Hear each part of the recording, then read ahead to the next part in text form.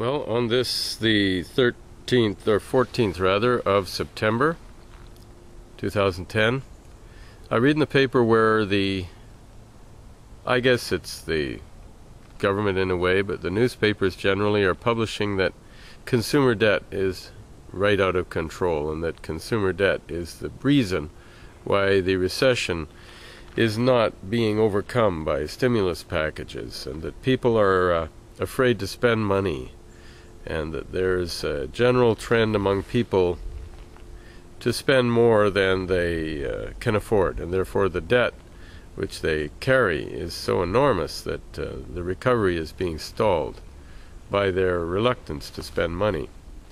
Well, I've got news for government. It's not the consumers that are at fault for spending too much or spending beyond their means. It's that they don't have the means to spend for the necessities of life because government has taken so much out of their lives in the way of tax. Every time a person buys anything, there's a 12% tax in British Columbia. They've now increased, of course, and melded the provincial sales tax with the federal GST for the HST.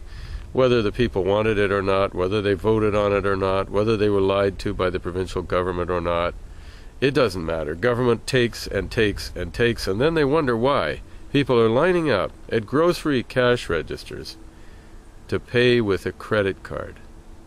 The most transitory and short-term debt possible is the debt you incur to buy food, and people are doing it at grocery stores all over British Columbia, probably all over Western Canada.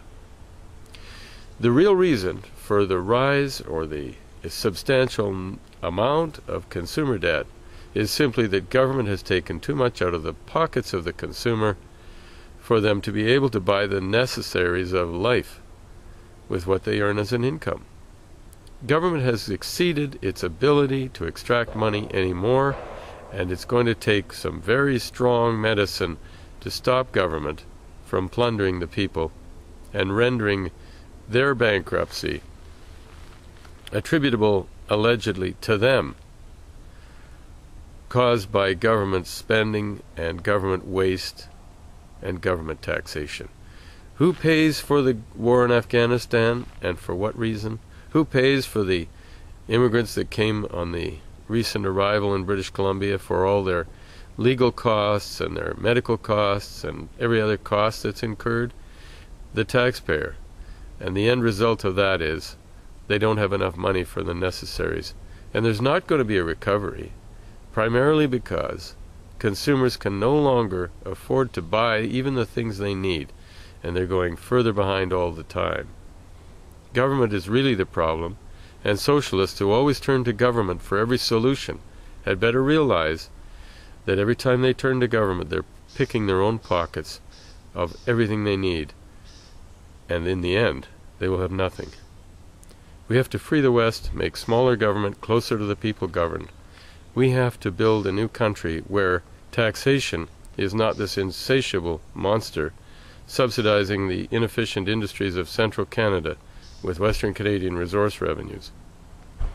Taxation is one of the main reasons why the American Revolution started in 1776, and it's one of the main reasons why Western Canada has to escape from the clutches of the tax-gobbling monster in Ottawa that, no matter what party's in power, will continue to take beyond the means of us who are obliged to pay.